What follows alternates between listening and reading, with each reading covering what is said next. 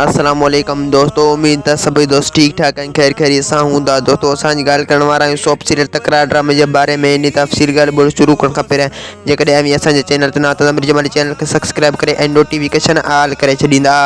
तो रस नवाब खान नीना के चवंदो त तुंहिंजे मां अचण खां पोइ मां तोखे तलाक ॾेई छॾींदुसि ऐं ज़रीना बेगम खे चवंदो त तूं हाणे जेको बि क़दम खणी सोचे सम्झी खणिजांइ, जी ईअं न जो तूं ॾुखनि में अची वञी। ऐं ॿिए पासे तेजावल खान लीमे जी घरवारी खे सम्झाईंदो त तव्हां हाणे घर वञो, मां तव्हांजो ज़ीमो खणी छॾियो ऐं तव्हांखे हाणे रस नवाब खान कुझु बि कोन करे सघंदो।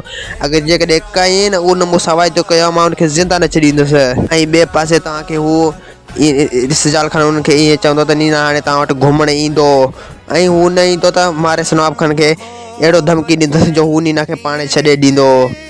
ऐं ॿिए पासे रस नवाब खान वटि वक़्तु ईंदो त वक़्तु खे उन ई चवंदो त तेजावल खान खे ख़बर पइजी चुको आहे त तूं रस नवाब खान सां मिलियल आहीं ऐं तूं बावल खान के धोखे में रहंदो थो अची।